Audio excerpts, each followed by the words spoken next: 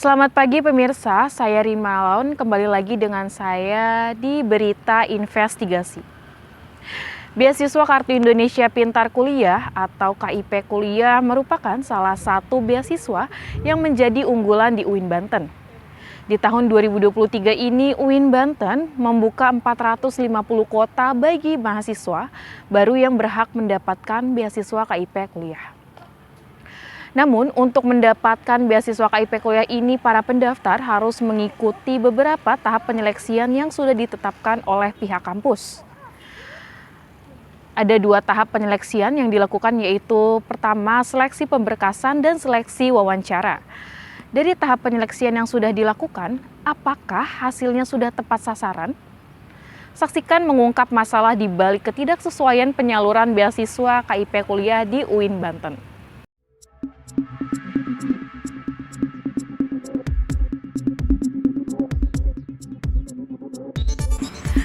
Ada beberapa pihak yang terlibat dalam proses penyeleksian KIP Kuliah ini. Di antaranya yang paling utama adalah pihak akademik kampus yang merupakan pelaksana KIP. Maka dalam proses investigasi ini, narasumber yang pertama kali kita pintai keterangannya yaitu perwakilan dari pihak akademik kampus. Siap Ibu. Yuk.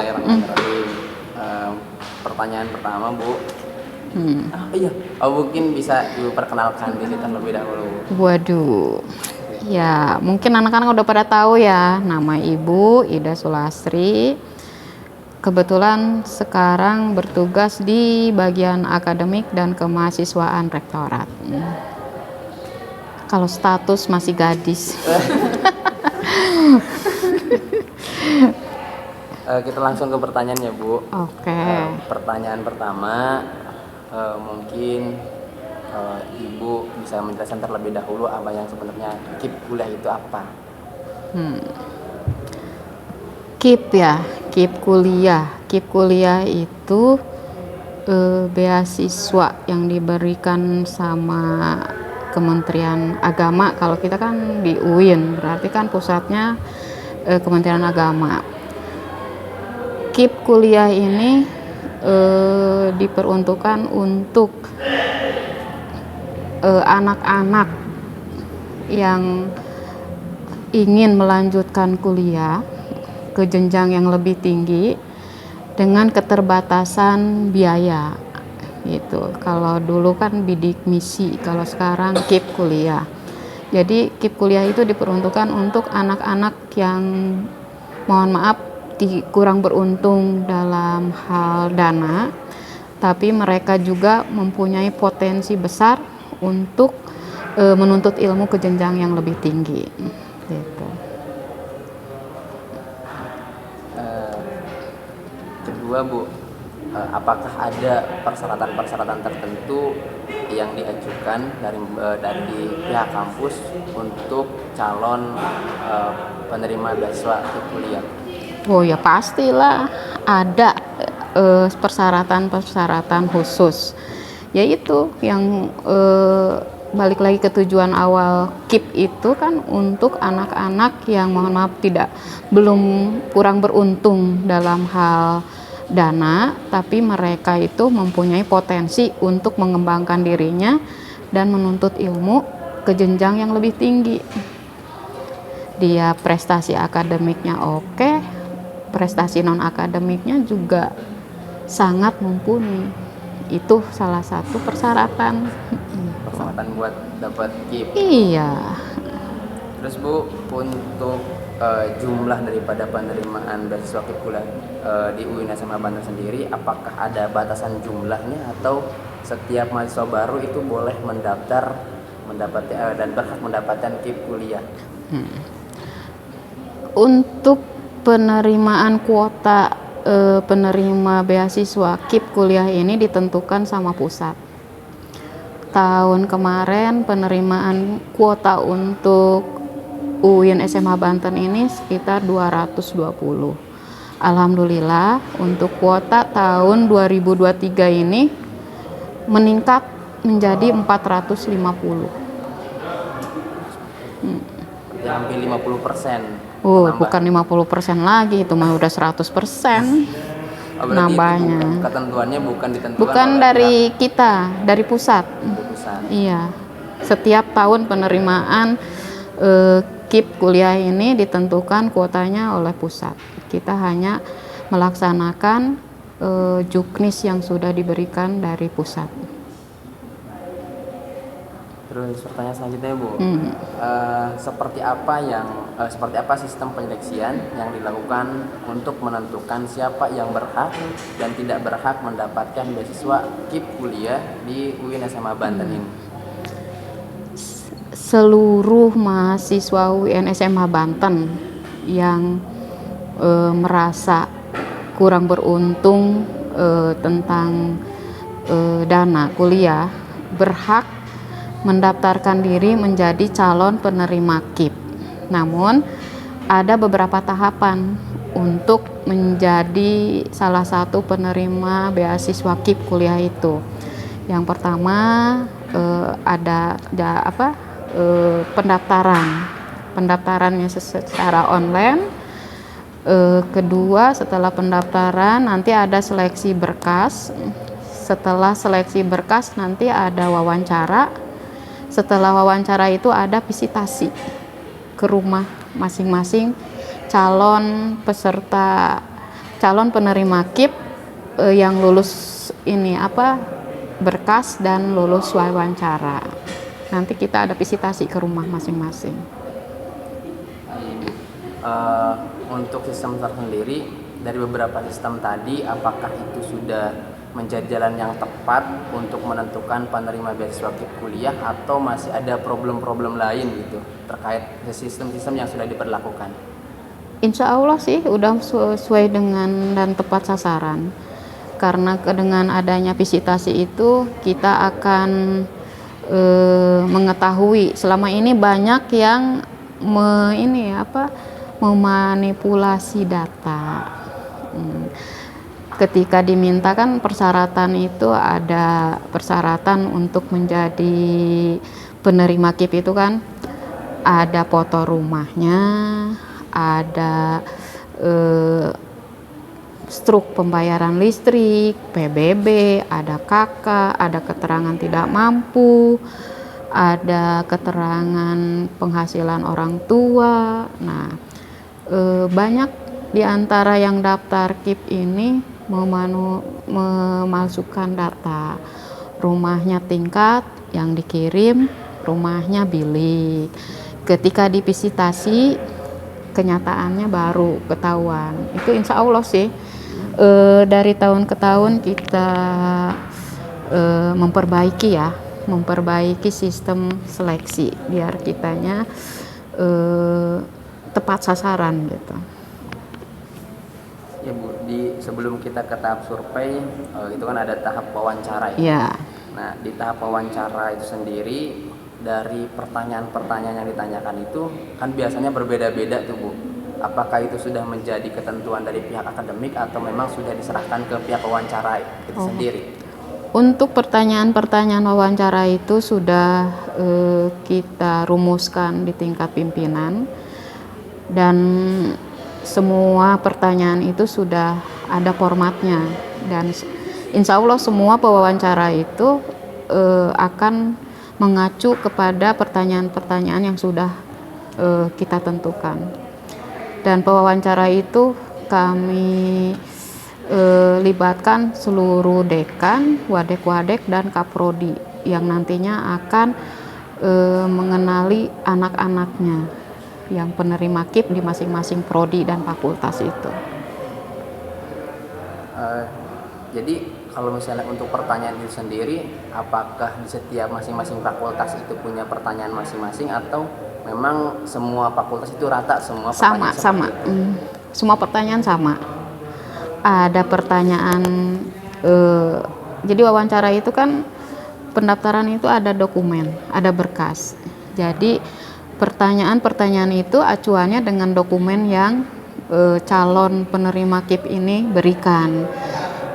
Itu secara wawancara itu semua yang dokumen yang dilampirkan itu dipertanyakan sama wawancara ditambah dengan kemampuan calon penerima KIP ini karena kita Universitas Islam, otomatis akan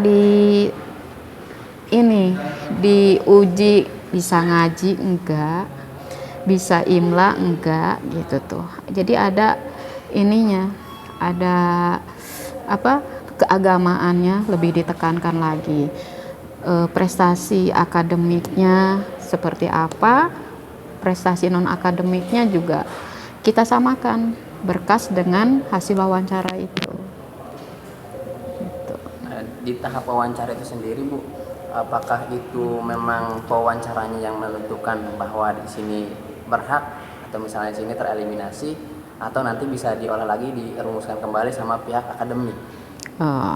Hasil wawancara, hasil visitasi, hasil seleksi berkas itu akan diakumulasi. Itu ada poin-poin, setiap berkas itu ada poinnya, ada nilainya. Nanti setelah semuanya terkumpul dari 3 item itu ya, 3 tahapan, seleksi berkas, wawancara, visitasi, nanti kita rumuskan itu di tingkat pimpinan Warek 3, bukan yang menentukan dari fakultas. Kalau tahun-tahun kemarin ya, untuk tahun 2023 ini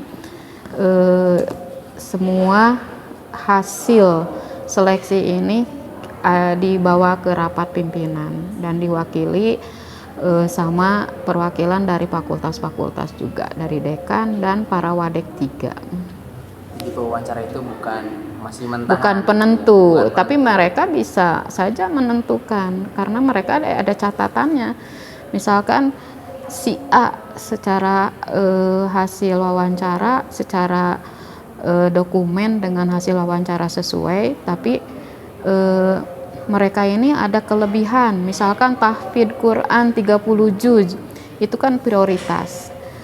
Ada lagi si B sesuai dengan dokumen yang diberikan, sesuai dengan wawancara dengan ini, ada catatan dia atlet nasional, itu ada catatan, itu menjadi prioritas kita untuk menjadikan salah satu calon penerima KIP itu.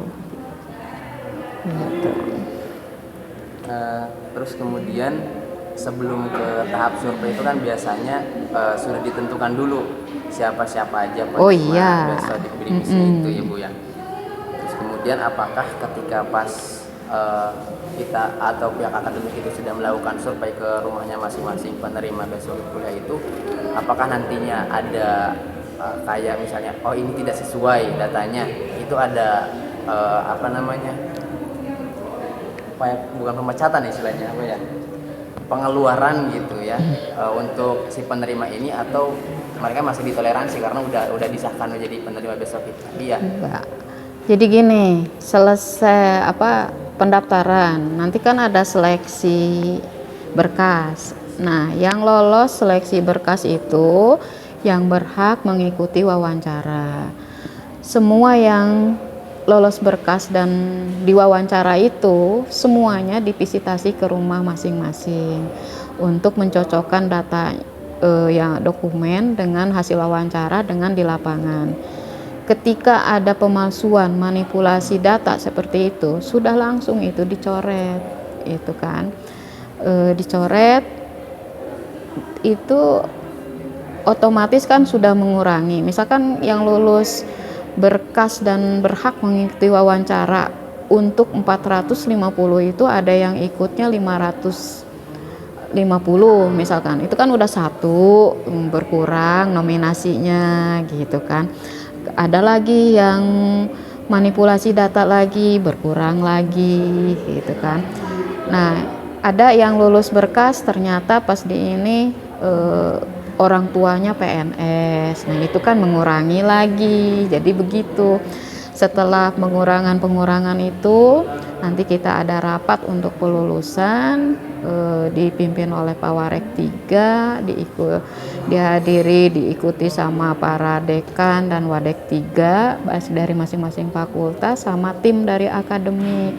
Itu nanti yang menjadi pertimbangan itu ada di beliau-beliau ini. tidak memungkinkan kan, ada misalkan atlet nasional gitu kan. Kita tuh kan dari UIN SMA Banten ini bukan cuma perlu mahasiswa-mahasiswa yang pintar di bidang akademik. Penunjang akreditasi itu ada non akademiknya juga. Kadang mereka ada kalau ada kelebihan yang kita perlukan, jadi ada prioritas gitu, bisa masuk ke KIP misalkan, walaupun orang tuanya agak mampu, tapi kita perlu atlet ini gitu kan. Kalau tidak kita akomodir jadi kan harus ada penghargaan ya. Kita beasiswa khusus belum punya dari sini, dari lembaga, jadi bisa dimasukkan ke KIP gitu. Berarti di tahap survei itu memang benar-benar sudah ini dulu data-datanya Bu. Atau iya, kita ke sana itu bawa dokumen yang mereka berikan. Jadi kita datang yang tanda tangan, kita datang ke sana pun RT, RW atau lurah. Ada tanda tangan pejabat sekitar dan stempelnya. Jadi bukan cuma jalan-jalan doang. Jadi kita kadang tidak ngasih tahu ke calon penerima KIP kalau kita mau visitasi gitu. Kita datang ke daerah sesuai dengan alamat yang dikasih. Nanti kita nanya ke masyarakat sekitar. Ibu kenal nggak sama bapak ini? Anaknya ini. Kalau boleh tahu rumahnya yang mana ya Bu? Gitu kan. Oh itu. Kita samakan kan dengan foto yang mereka ini. Belakangan ini banyak yang berbeda gitu. Foto rumah yang dikirim dengan rumah asli. Banyak yang begitu. Jadi banyak yang memanipulasi data. Iya, kadang ada yang langsung itu juga orang tuanya udah Bu mundur gitu. Nggak lanjut menjadi ngajukan KIP. Banyak yang seperti itu. Ya Bu, untuk terkait pemalsuan data ya Bu, kita menemukan di tahun 2020-an itu kita mendapat kabar bahwa ada yang seperti itu atau ketidaktepatan penyaluran beasiswa, yang mana seharusnya ini kan orang kaya, orang mampu yang bisa kuliah, tetapi mereka mendapatkan KIP kuliah. Nah itu apa sebenarnya yang menjadi penyebab ketidaktepatan itu? Ya mungkin kan karena kita juga banyak ini ya. Makanya kalau kalian teman-teman mahasiswa ya yang menemukan hal seperti itu, jangan cuma ngomong di belakang. Silahkan laporkan ke kami, biar kami tindak lanjuti, biar kami visitasi lagi. Mungkin pada waktu visitasi kami kecolongan, karena yang visitasi itu kan bukan tim akademik doang. Tim pewawancara, kaprodinya, sekprodinya, pawadek 3-nya, teman-teman administrasi dari semua fakultas, dari rektorat, itu kan terjun ke lapangan langsung. Dan mungkin karena udah ada informasi akan didatangin, udah standby di rumah yang dikirim gitu kan, enggak ke rumah yang asli. Itu kan kecolongan seperti itu bisa aja terjadi gitu. Tapi ibu dan tim akademik ya dengan senang hati ketika kalian mendapatkan hal-hal seperti itu dilaporkan, tapi dengan data yang konkret ya, datanya ada, bukan cuma katanya gitu, tapi dengan data yang benar-benar bisa dipertanggungjawabkan, insya Allah akan kami tindak lanjuti gitu. Karena semua penerima KIP ini juga kan ada aturannya. IPK-nya itu kalau di 2023 ini IPK-nya itu maksimal itu 3,25. Dan ketika penerima KIP kuliah ini IPK-nya di bawah 3,25, 2 semester mau berturut-turut, semester ganjil genap atau mau semester ganjilnya turun di bawah 3,25, semester genapnya 3,50, tapi nanti di semester depannya lagi turun lagi, itu sudah harus mengundurkan diri. Itu yang IPK-nya di bawah 3,25, 2 kali mau berturut-turut ataupun berselang itu wajib mengundurkan diri. Penerima KIP yang menikah juga harus mengundurkan diri. Penerima KIP kuliah yang mengajukan cuti harus mengundurkan diri. Mau alasannya sakit, mau apa, itu nggak bisa ditoleransi kalau untuk beasiswa KIP.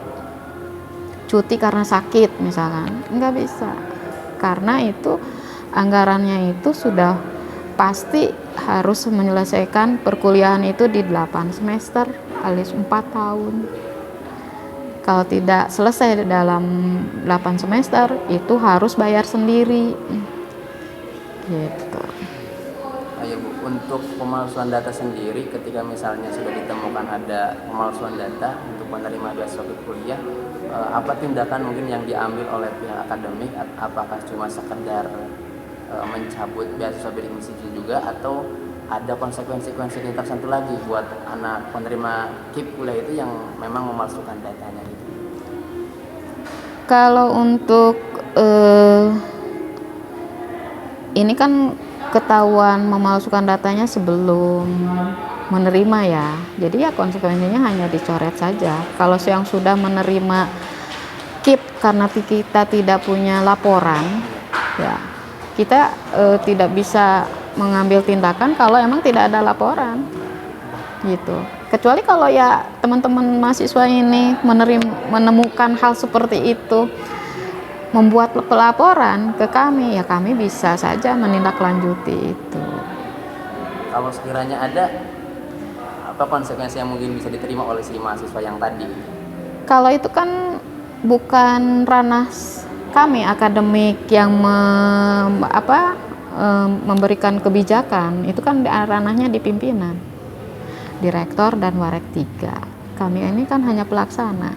Kalau emang ada laporan seperti itu, silakan aja nanti kami teruskan ke pimpinan, dan pasti pimpinan ini yang akan mengadakan rapat bagaimana tindakan apa yang akan diambil sama lembaga. Itu bukan dari akademik, ranahnya ranah pimpinan, kita mau pelaksana gitu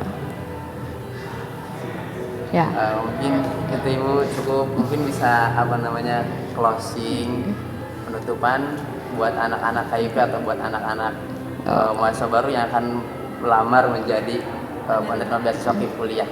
Ya paling gitu aja, ketika kalian sudah mendapatkan beasiswa KIP kuliah ini, pergunakan dengan sebaik-baiknya, selesaikan kuliahnya sesuai dengan juknis yang sudah diberikan dari pusat, selesaikan dalam waktu 4 tahun sama dengan 8 semester gitu. Paling itu aja, karena sangat sulit untuk mendapatkan beasiswa KIP ini. Banyak teman-teman sendiri yang antri nungguin pergantian yang sudah ini ya, kalau yang bermasalah itu gitu ya.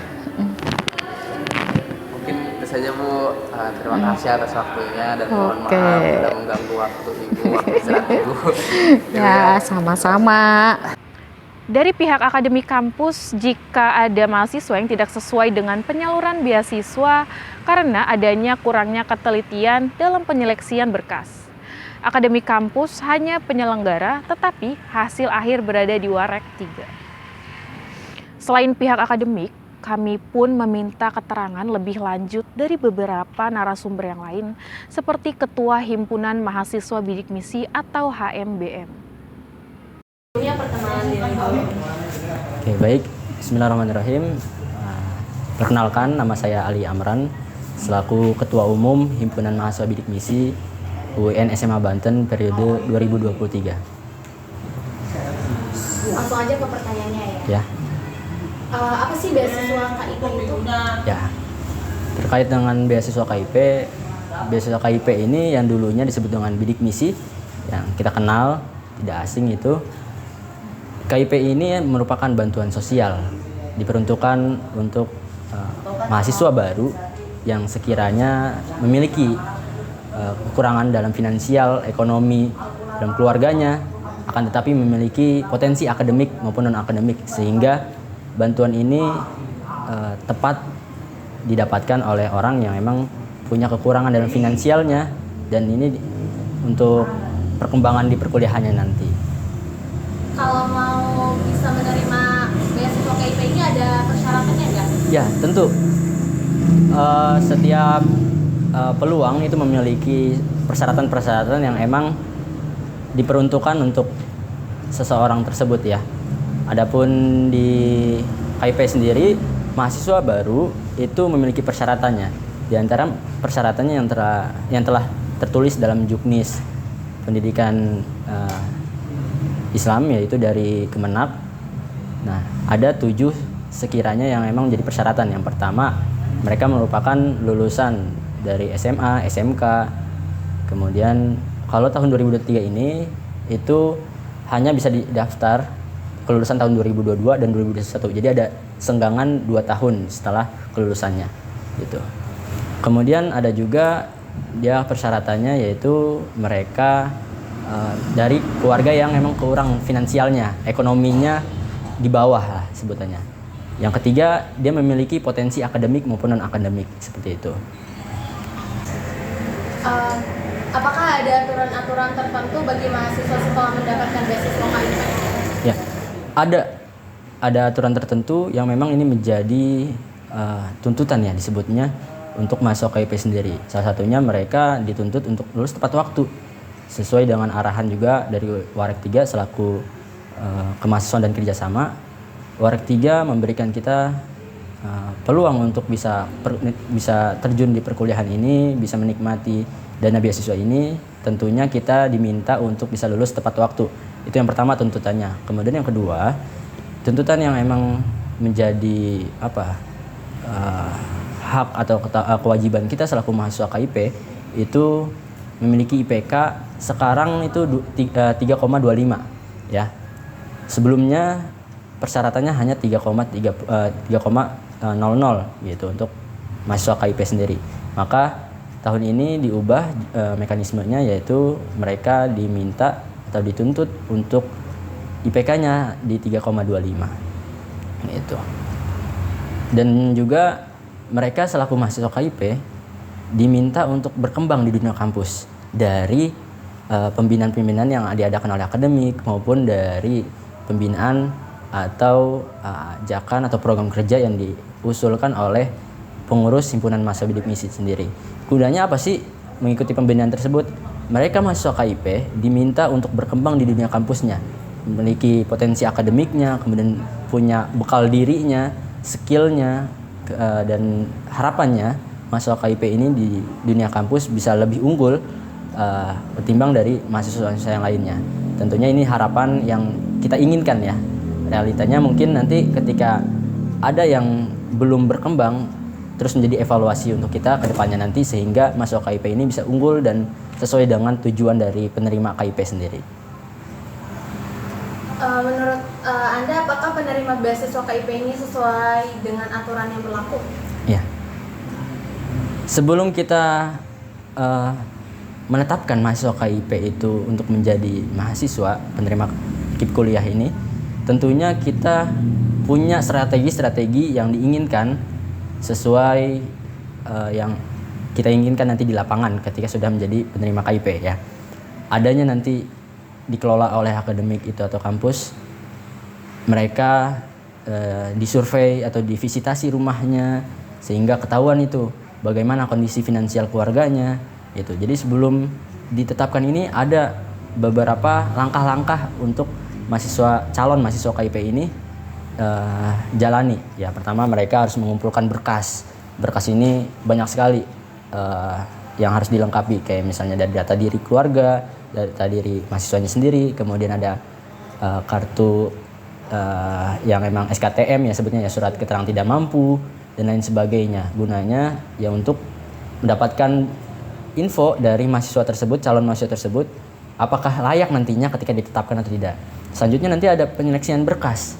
Nah, penyeleksian berkas ini disortir itu beberapa ribu, mungkin sebutannya 1000-an atau 2000-an yang pendaftar, sehingga mereka menjadi calon yang emang sekiranya layak untuk masuk ke dalam tahapan wawancara. Nah, di wawancara ini juga mereka disortir lagi, dikelola lagi, sampai ke visitasi pengecekan rumahnya. Dan nantinya harapannya oleh akademik dan pengurus itu penetapan ini sesuai dengan apa kondisi mahasiswa KIP-nya sendiri. Pernah nggak sih mendengar bahwasanya penerima beasiswa KIP ini diberikan kepada orang yang tidak sesuai dengan aturan yang ada? Baik, hal ini pernah terjadi sebenarnya, dan itu saya rasa di luar dari kemampuan kita dari bidang akademik maupun dari pengurus. Strategi dan hal-hal yang di luar dari itu sebenarnya sudah kita coba supaya tidak terjadi.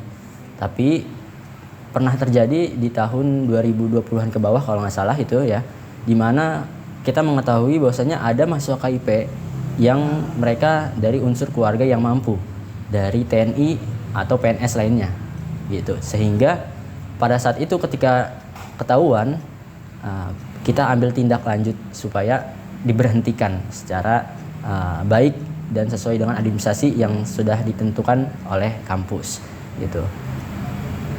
Kalau untuk tahun-tahun sekarang ada yang seperti itu? Oke. Tahun sekarang kita lebih intensif dalam penyeleksiannya. Akademik sudah berusaha semaksimal mungkin supaya tidak terjadi hal-hal yang tidak diinginkan seperti tahun-tahun sebelumnya gitu. Mulai dari pengecekan berkas, dan pengecekan berkas ini nanti didatangi pihak ke rumah keluarganya atau mungkin ke rumah calon mahasiswanya itu yang penerima KIP itu, sehingga berkas yang emang mereka ajukan itu sesuai ya, konkret dengan kondisi merekanya sendiri gitu, sehingga tidak terjadi apa yang pernah terjadi di sebelum-sebelumnya. Saya rasa tahun ini dan tahun sebelumnya itu akademik dan pengurus sudah berusaha untuk menyesuaikan siapa sih yang berhak untuk mendapatkan KIP di kampus UIN SMA Banten ini. Dan alhamdulillah melihat dari kondisi realitanya sudah tidak ada lagi yang salah sasaran atau tidak tepat sasaran. Mungkin untuk saat ini terus pengurus mencoba mengulik-ngulik anggotanya, karena memang penetapan atau anggota mahasiswa KIP ini cukup banyak ya di kampus UIN ya, yang telah didata oleh pengurus sendiri kurang lebih ada 1000-an gitu. Kita tetap berupaya supaya melihat kondisi keluarganya itu secara intensif gitu. Apakah masih ada yang belum tepat sasaran atau yang belum? Terus kita berupaya sehingga kalau misalnya nanti ditemukan di lapangannya mereka tidak tepat atau mereka ada keluarga dari yang tidak, keluarga yang mampu ya sebutannya, maka nanti akan kita tindak lanjuti gitu. Tapi untuk sekarang ini tidak ada yang tidak tepat sasaran gitu. Semuanya tepat sasaran sesuai dengan tujuan dari KIP-nya sendiri.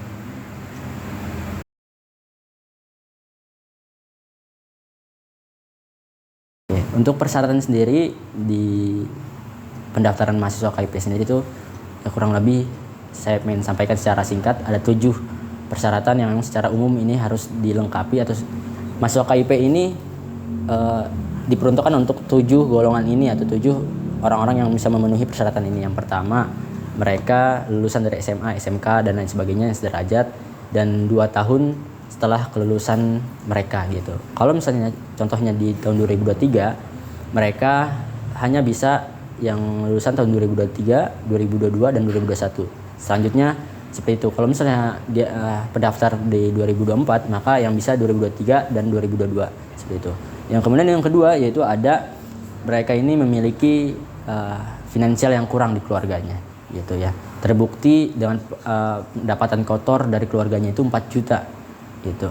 Dan nanti pasti ada persyaratan untuk memenuhi pendapatan kotor ini, yaitu ada SKTM dan surat pendapatan kotor dari pemerintah setempat kayak desa, kelurahan setempat lah gitu. Kemudian yang ketiga, mereka ini memiliki potensi akademik maupun non-akademik. Dibuktikan ketika SMA SMK-nya barangkali mereka mendapatkan juara atau ranking di kelasnya, kemudian mereka juga mendapatkan juara-juara non-akademik lainnya seperti mungkin mereka memiliki basic di dunia olahraga atau mungkin punya keterampilan lainnya lah, untuk menunjang prestasi akademik atau non akademik lainnya. Kemudian yang keempat itu mereka itu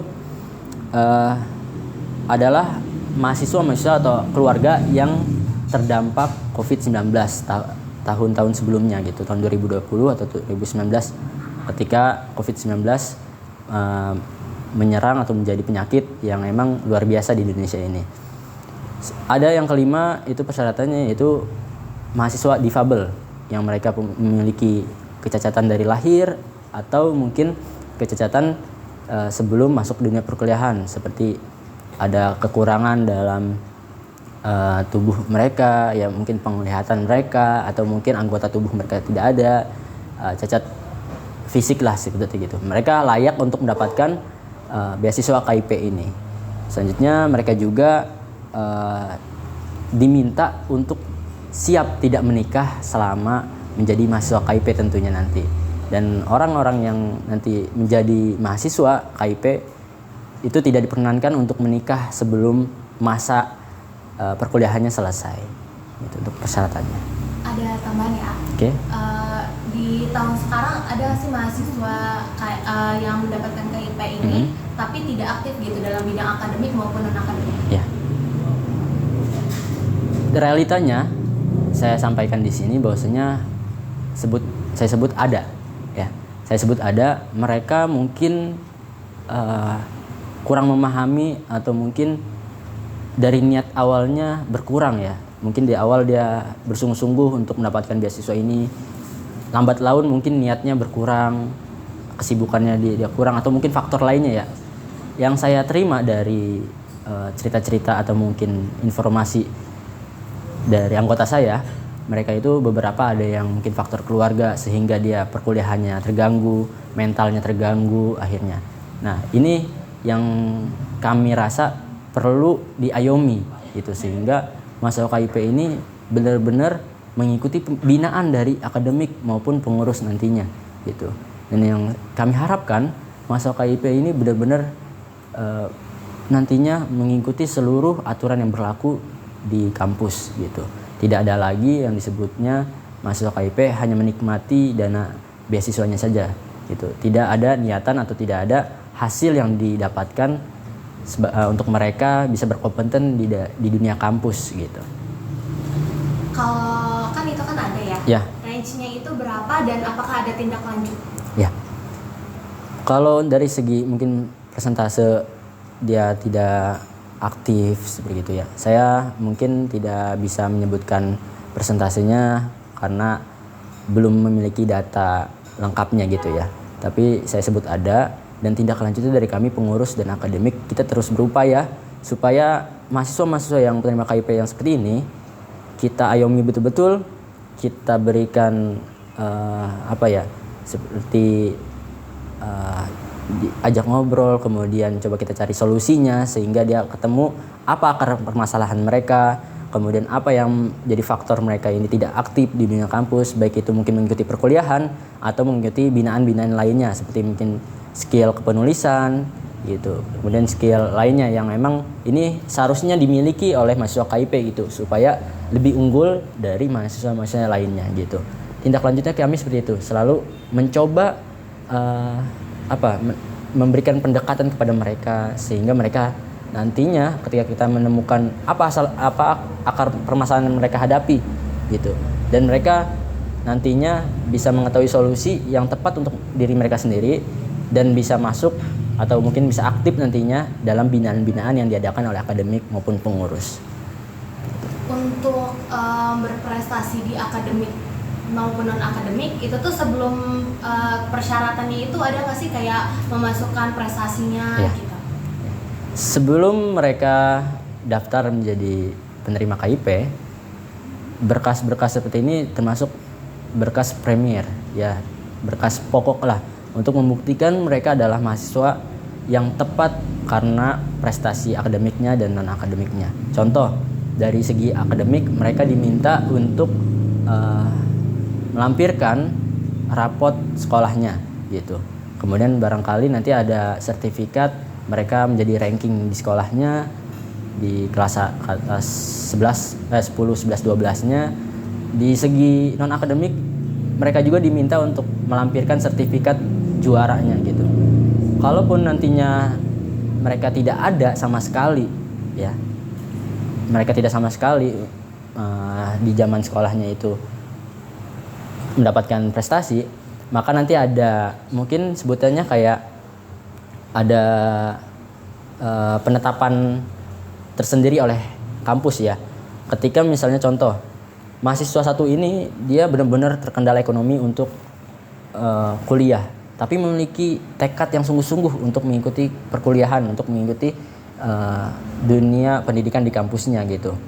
Tapi persyaratan untuk potensi akademik dan non akademiknya ini tidak ada. Nanti ada sebutannya kayak kayak penetapan tersendiri lah, keputusan tersendiri oleh akademik. Kalau memang nantinya disebut layak atau tidaknya itu keputusan dari akademik sendiri gitu. Jadi untuk kesimpulannya dari pertanyaan teman-teman, mahasiswa KIP diminta untuk melampirkan bukti dari prestasi akademik mereka ataupun non akademik mereka. Kan tadi di tahun 2020 kan pernah ada kasus gitu ya yang tidak tepat gitu ya. Yeah. Itu gimana bisa ketahuan ya? Oke. Dari berita atau informasi yang beredar, karena emang ini kurun waktunya cukup lama ya antara periode saya dan periode-periode sebelumnya dari pengurus. Saya tidak bisa menyebutkan itu aja dari tahun 2020, cuma ini berita yang beredar dan itu juga sudah pasti berita ini tuh kurang lebih di tahun 2020-an ataupun ke bawah ya. Itu pernah terjadi. Berita ini kita selalu memberikan informasi kepada anggota-anggota kita. Barangkali ada yang tahu temannya ini memiliki permasalahan sendiri, atau mungkin nanti mereka tahu informasi yang emang ditutup-tutupi dalam segi finansial keluarga. Maka kita minta keterbukaan dari teman-teman supaya kita bisa menindaklanjuti ketidaktepatan sasaran ini. Maka sampai saat ini kita selalu berupaya seperti itu. Barangkali nanti ada teman-teman yang emang selaku masuk KIP tahu nih, oh ternyata temannya ini dia dapat KIP cuma dari keluarga yang PNS atau dari pemerintah gitu, dari orang tuanya TNI atau polisi dan sebagainya. Itu kita selalu memberikan informasi kepada mahasiswa KIP sehingga nantinya tahun itu terjadi karena ada yang melaporkan kepada pihak pengurus gitu. Jadi akhirnya ada mahasiswa KIP yang memberikan informasinya, mereka terbuka kepada pengurus sehingga kita tindak lanjuti waktu itu. Dan tidak lama dari informasi itu masuk ke dalam pengurus, kita tindak lanjuti dan sampainya diberhentikan gitu.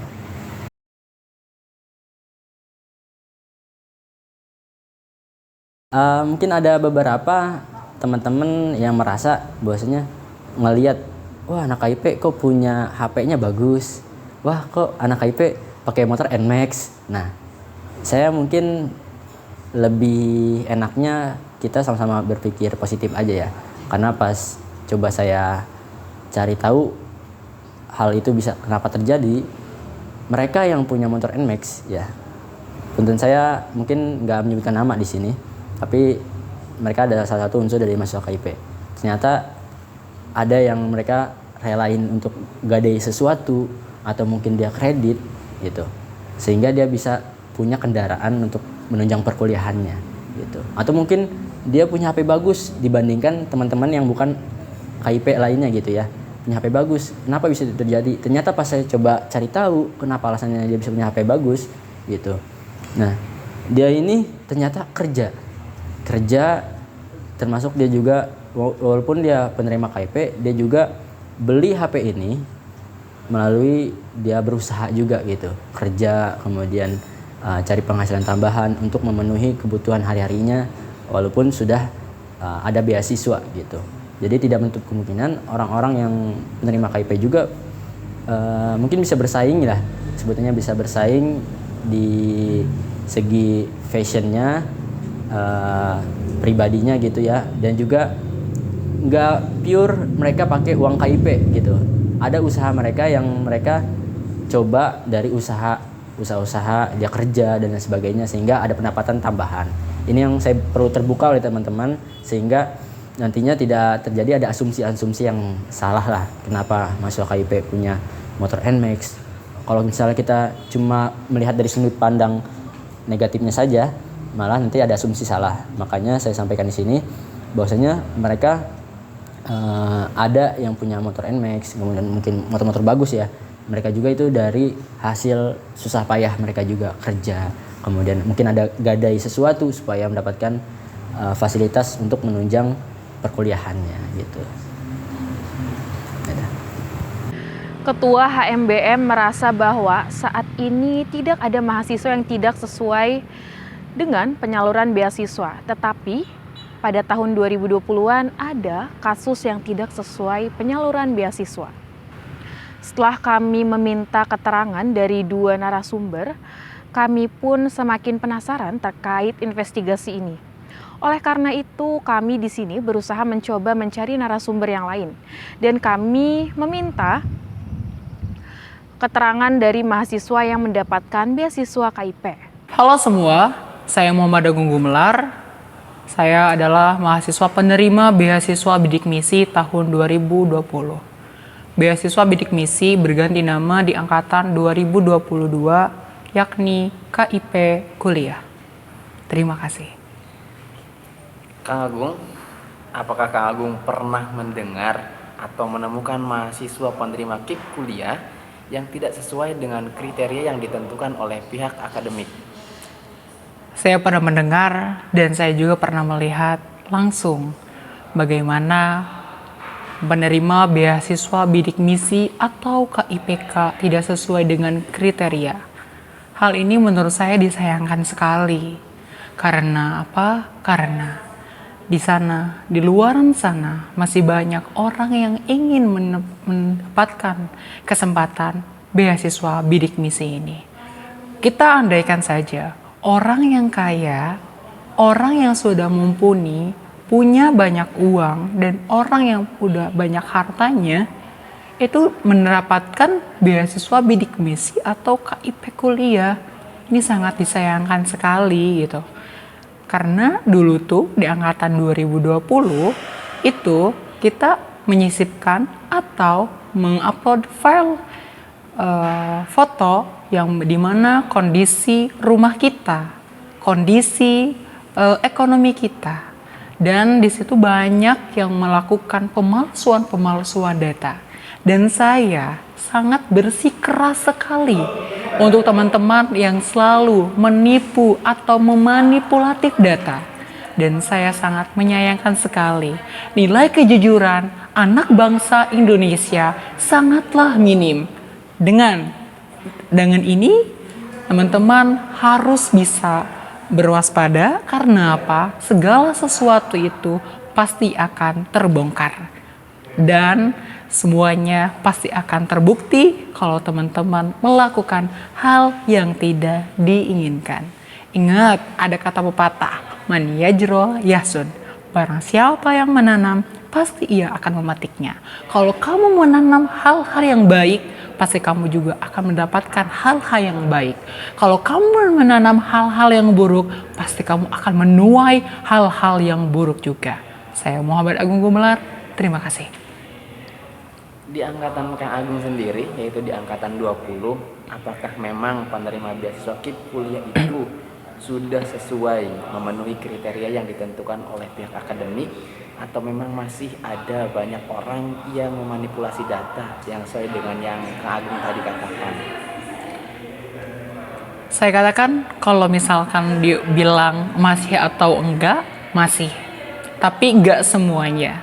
Karena apa? Karena di angkatan Agung ini khususnya, alhamdulillah yang Agung temui ketika Agung berjumpa dengan mereka, sowan ke rumah mereka, sesuai dengan kriteria yang kampus inginkan atau bidik misi inginkan, yakni teman-teman yang mempunyai keinginan besar tapi masih kendala ekonomi yang kecil. Tapi ada beberapa sebagian juga yang memanipulasi data sehingga orang-orang yang benar real keadaannya kurang mumpuni tapi dia berkeinginan kuliah dia tuh tidak bisa mendapatkan kesempatan yang bagus yang kita dapatkan.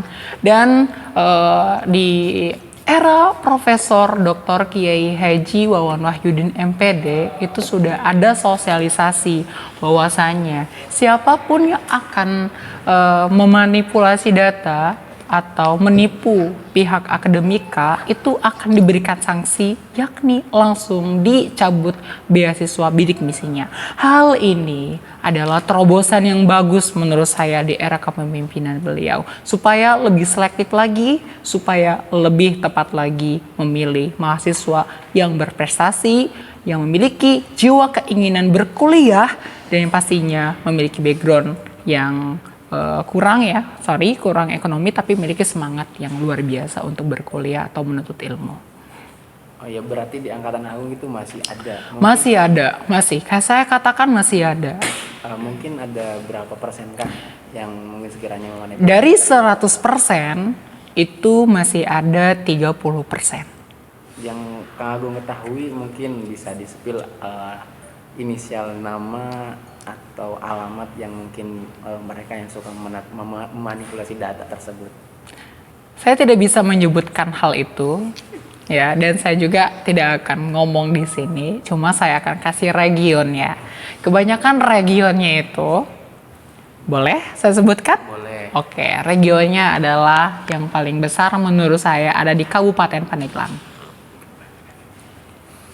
Baik, kalau untuk inisial nama mungkin? Kalau untuk nama inisial aku kasih sebutannya aja ya. Sebutannya. M. Ya, baik, terima kasih. Apa tanggapan Kang Agung sendiri mengenai adanya mahasiswa KIP kuliah yang tidak sesuai dengan kriteria atau yang memanipulasi data tersebut? Apa tanggapan Kang Agung?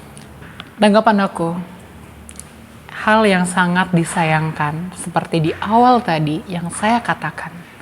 Karena Anda seseorang yang berkeinginan kuliah terhambat. Karena Anda seorang yang mempunyai jiwa semangat kuliah, walaupun dia tidak mempunyai mumpuni di bidang keekonomian gitu kan ya, Anda menghambatnya. Dan suatu ketika juga Allah pasti akan menjawabnya. Menurut Kang Agung, menurut Kang Agung, apa yang mungkin bisa dilakukan akademik atau pihak penyeleksi peserta calon penerima KIP kuliah supaya bisa tersalurkan dengan tepat sasaran? Oke, yang pertama, seleksi berkas itu harus teliti. Yang kedua, survei ke tempatnya langsung. Ketiga, survei kalau sudah mendapatkan sasaran atau calon mahasiswa yang mendapatkan beasiswa KIPK atau bidik misi, lakukanlah wawancara secara langsung di rumah mereka. Dengan hal ini bisa dipastikan mereka bohong atau tidak. Dan insya Allah dengan cara ini bisa memberikan solusi atau jawaban agar tepat sasaran dalam pemilihan mahasiswa bidik misi atau KIPK kuliah. Terakhir, mungkin apa pesan dari Kang Agung buat para mahasiswa penerima beasiswa KIP kuliah ini? Tetap semangat, karena kalian adalah agent of change, agen perubahan. Karena kalian adalah mahasiswa-mahasiswa yang berprestasi, pastinya memiliki jiwa-jiwa potensial yang mumpuni. Saya Muhammad Agung Gumelar, change yourself, change your future. Perubahan pada dirimu akan merubah masa depanmu. Dan terakhir, man yajro yahsud.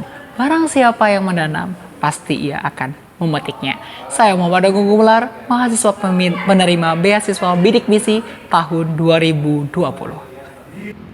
Agung merasa bahwa penyaluran beasiswa ini belum tepat karena adanya beberapa mahasiswa yang masih melakukan kecurangan dalam pengumpulan berkas. Agung juga melihat sendiri bahwa ada mahasiswa yang mendapatkan beasiswa tidak sesuai. Dalam melakukan penyeleksian penerima beasiswa KIP kuliah, seharusnya pihak-pihak yang terkait melakukan penyeleksian dengan sebaik mungkin, agar beasiswa KIP kuliah bisa diberikan kepada orang-orang yang tepat dan berhak mendapatkannya. Pihak penyeleksi perlu menetapkan kriteria seleksi yang jelas, terukur, dan dapat menilai calon penerima beasiswa KIP kuliah secara objektif. Memastikan bahwa proses seleksi beasiswa dilakukan secara transparan dan kemudian setelah beasiswa diberikan penting untuk memadukan perkembangan para penerima beasiswa untuk memastikan bahwa bantuan ini benar-benar memberikan dampak positif sesuai dengan tujuan awal. Saya Rini Malaun dan kru yang bertugas, terima kasih dan sampai jumpa.